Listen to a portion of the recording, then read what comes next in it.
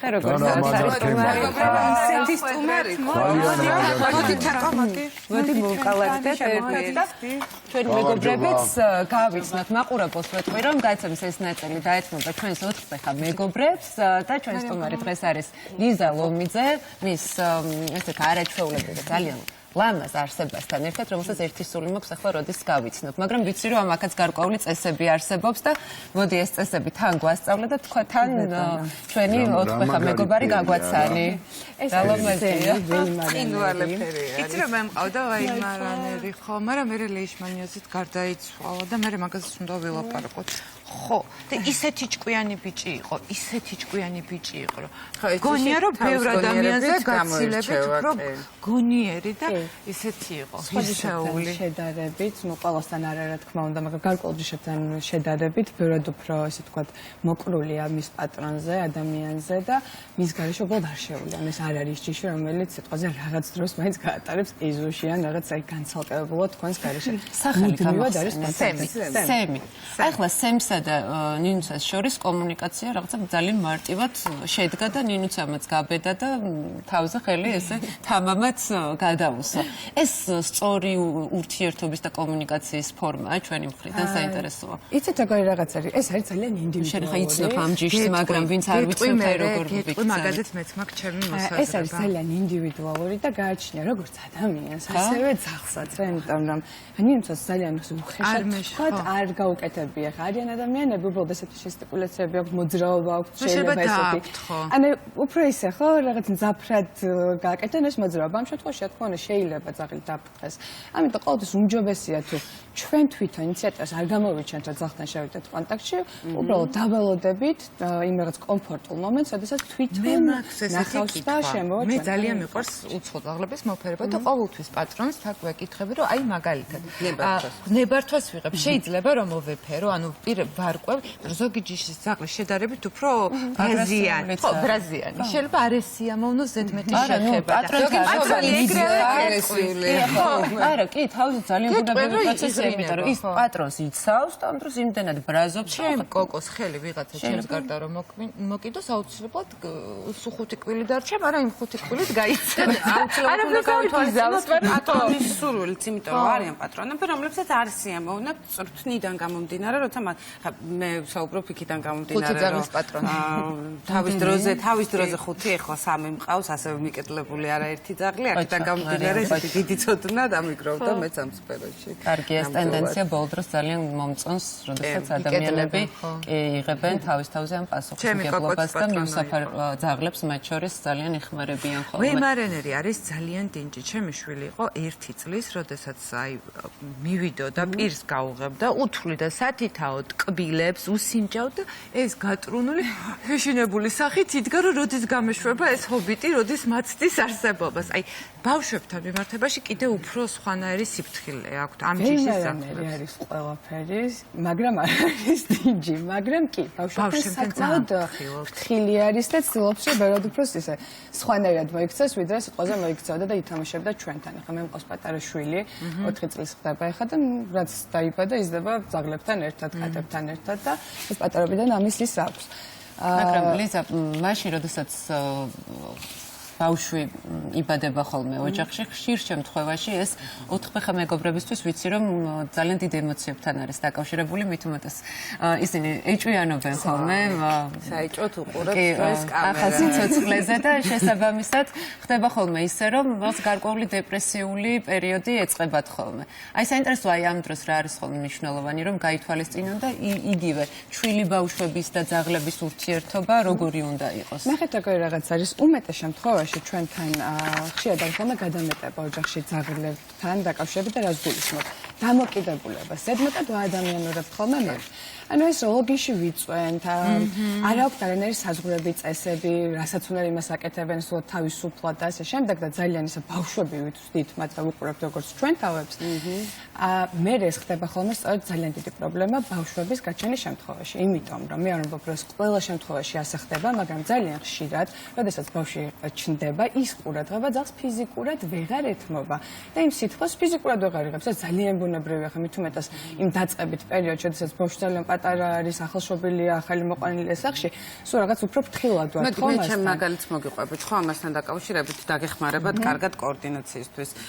მე მყავდა ჩემ პირველი ძაღლი, რომელიც იყო პიტბულის ჯიშის, ეს ძალიან მნიშვნელოვანი ფაქტორი არის და მართლა შვილივით გავზარდე, რადგანაც 20 დღის ასაკიდან მომიყვანეს და ამ ასაკიდან ვზრდიდი, როდესაც ჩემი შვილი გაჩნდა, მე რამდენიმე დღე რა თქმა უნდა სახლში არ ვიყავი, სამშობიაროში ვიყავ, სახლში რომ დავბრუნდი, იმდენად განიცადა ძაღლმა ის, რომ მე სახლში არ ვიყავი 10 დღის მანძილზე, დაიწყო თმის წვენა. და სახლში დამხვდა, მინდა გითხრათ, სამშობიაროდან ახალ გამოსულს ალბათ ხვდებით ხო, როგორი შეგრძნება, ძაღლი, რომელსაც ბეწვი ცვიოდა ისტერიულად ნერვოზის ფონზე.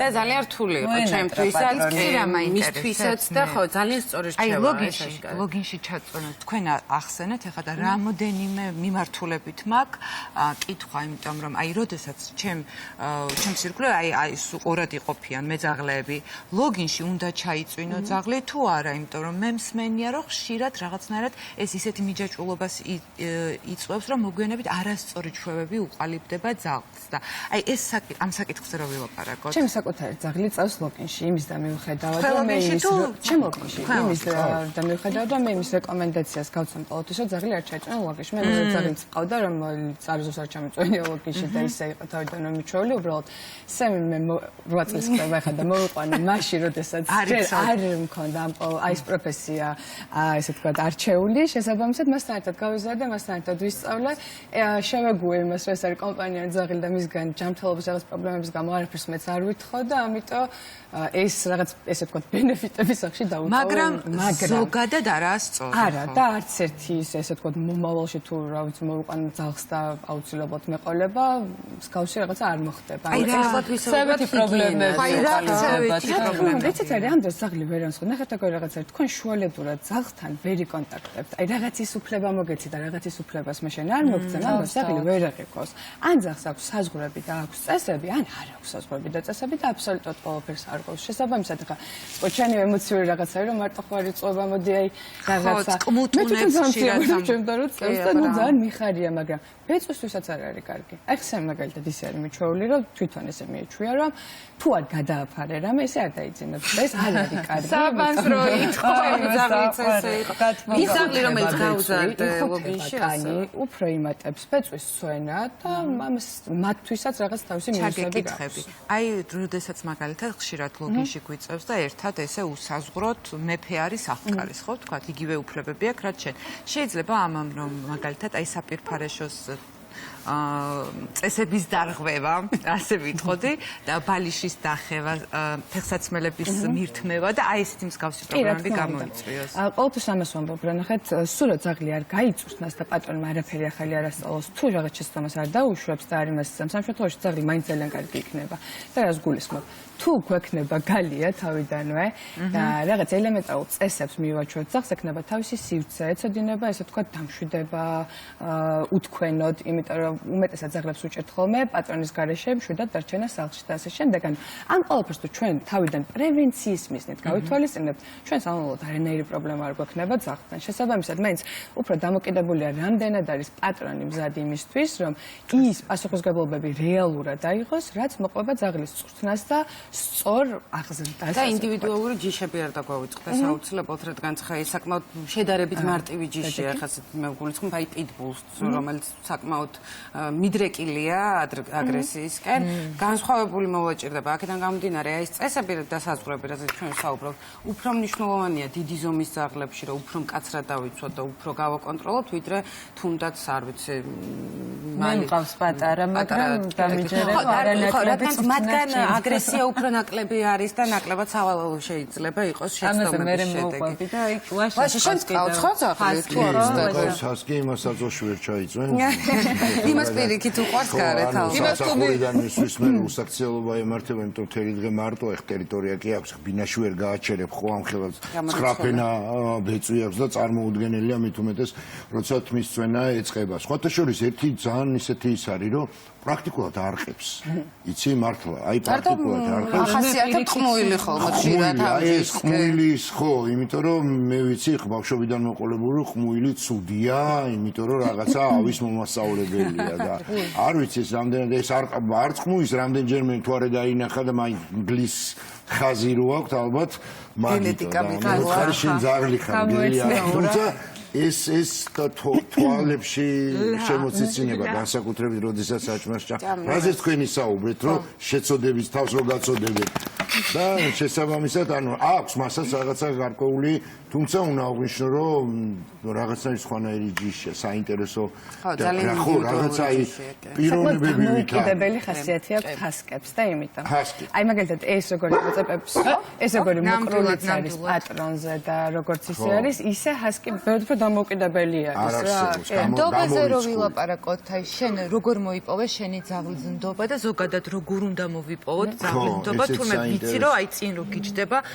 ასე გამოხატა ყველას ჩვენი პრობლემა გვაქვს და აი ყეფა ახსენა და ეს კაცი ეტყობა კიდეც რომ შვიდ გარემოში და მდგომარეობაშია და მე 14 წლის პატარა იორგი მყავს წარმომიდგენია ნუ ძალიან რომელიც ახლა ხალხ არ ჩერდება აი ხო არის რომ რაღაცა პერიოდულად ყებს ეს ძაღლი 24 საათი იყებს ანუ სულ ტირის სულ გეძახის როგორც კი მოკიდებ ხელს დაიკავებ ხელში რაღაცა მოაკალათებ და მისთვის კომფორტულ ზონას შეუქმნი ოღონდ აუცილებლად უნდა გეხებოდეს შენ მომდავრჩუნდება ასე დავდივარ მთელი დღე მიკავია ხოლმე სახლში და მთელი დღე არ ვარ ფაქტ როგორ ვარ სახლში ხო როდესაც მიდიხარ სახლში მაგრამ ნუ ხო როდესაც მივდივარ ხოლმე რაღაც სამუშაო საათების შემდეგ სახლში მოვკიდებ ხელს და ჩავეხუტები მე არ მშვიდეთ მაგრამ ნუ აი არ ვიცი ეს რასთან არის დაკავშირებული მისი ეს რაღაცა გამძაფრებული ყმუილი და პროტესტი ხო აი ბოდიში აი ეს ამას პირადად მე კატეგორიულად მე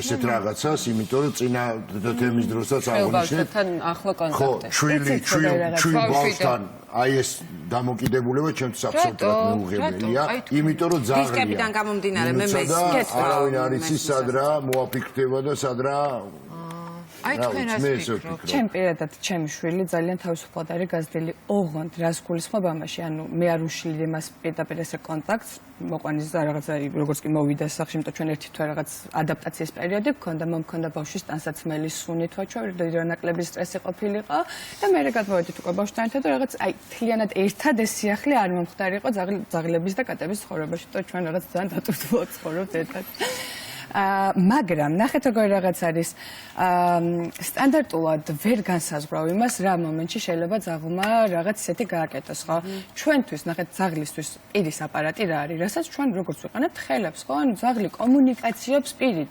ბავშვი ბუნებრივად არის ფაქიზი ხო ძაღლმა შეიძლება ფიზიკურად ვერ გათვალოს და შესაძლებელია რაღაც ისეთი დაუზიანოს არ მოხდეს ნახეთ როგორ რაღაც არის როდესაც უკვე რაღაც აი თუ ძალიან გაადამიანურებულად არის ძაღლი გაზრდილი ისევ ამ შემთხვევაში მოვიდა ბავშვი და ვაიმე რაღაცა მეცილება უკვე ყურადღებაში ისე აღარ მეფერებიან ისე აღარ მიწვანა ლოგინში ვაიმე ხა უკვე ცოტა იზოლირებული ვარ რაღაცა ისინი მომაყობა და აუ ეს ბავშვი მოვიდა უკვე აკავშირებს და ამას დაემთხვა ეს ყველაფერი. ეს არის დამნაშავე. ანუ აი ამ შემთხვევაში ხდება უკვე პრობლემა. იგივე არნიშნავს რომ ცუდი არის, ეს უბრალოდ ბუნებრივი მდგომარეობა. პატრონის მიერ გამოწვეული პრობლემა. ეს მინდა რომ ძალიან სწორად გავიაზროთ. ან დაკაჩოს ან ბავშვი იგი მოარქვა უთხარით ამ ქალს სანამ დავასრულებ. მე ვეთანხმები ერთ მოსახლე. აი დაწუნებული ვარ ძალიან ბევრ ადამიანს აინტერესებს და არ გამეცემ პასუხი. აი რატომ ყმუიან ძაღლები? რატო ყმუიან ზოგადად?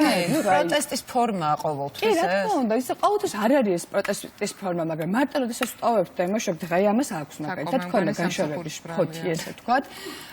ქონია ესეთი შემთხვევაც, რომ მე მომიწია სახლიდან გადამოვალ 6 საათით გასვლა და ძაღლი გადამოვალ 6 საათი ისე ყმუოდა და კიოდა რომ მეზობლებმა შეაგროვეს სანამ მოვედი სახლში ხელმოწერა. მაგრამ ძაღლი უნდა, მოდი დასკვნით ნაწილში შეიძლება ითქვას, რომ როდესაც შენ დრო გაქვს და იცი რომ სახლში გარკვეული საათების განმავლობაში ხარ და გაქვს ის უნარი რომ აიღო ეს პასუხისმგებლობა, დიდი დრო გაატარო ხოთ მაშინ უნდა აიყვანა ძაღლი თორე ჩემი ძაღლი 14 წლის არის მაშინ არ ქონდა ესე იცი რა არის მაგ ერთი რაღაც სავარაუდოდ მოხდა არასწორად ეს ყველაფერი იმიტომ და პატარა ჯიშის ყავ დარწმუნებული ვარ რომ გაეთამამეთ მუდმივ რაღაცა ცოტა ხელში აკყავდა ცდილობთ ის ყურადღება მიგეპყრათ რაღაცა იმას გეკეთეთ თქვენ თვითონ გამოიწვიეთ ის რომ ძაღლს არ შეუძლია უთქვენად დამშვიდება ჩვენ საუბრობდით და მითხარით რომ არ არსებობს ცუდი ძაღლი და ყოველთვის პატრონია ხოლმე დამნაშავედ არის არსებობს ცუდი პატრონი მხოლოდ და მხოლოდ აი ეს არის რასაც მე არასწორი წვრთნა ყველაფერთან ერთად. ან თავიდანვე თუ უბრალოდ პრევენციას მოვახდნეთ უმეტესი რაღაცის, რასაც ისევ ჩვენ ვაშავებთ და სტუმარი რომ მოდის, თქვენ ხო ძალიან გიხარით უმეტესად ლეკვი რომ მოყოს, ძალიან გიხარით ჩვენ ლეკვი გარბის და ხდება სტუმრებს. რატო სტუმარი ლეკვთან არ მოდის, სტუმარი მოდის თქვენთან. თქვენ თავიდანვე ასწავლით იმას სახს, რომ ხო, აი ეს შენია, ეს ესე უნდა იყოს და მე რო უკვე წუხთ რომ ძაღლი არ იქცევა ისე როგორც საჭირო. ძალიან დიდი მადლობა თქვენ და სემს. პირიქით მადლობა ჩემი მოწვევის. კარგით შევები მე მგონი კიდე უნდა შევხვდეთ მომავალში. პირიქით გადასარევი თემა ხო, რასაკვირველია და რაც უფრო ხშირად გავაკეთებ. ჩვენ ძაღლები ხარ მოვა. შეიძლება რომ მეც მოვეფერო რა. უნდა გავიდეთ რეკლამაზე, მე მგონი ძალიან დიდი მადლობა კიდევ ერთხელ. რაც შეეხება გადაცემის მეორე ნაწილს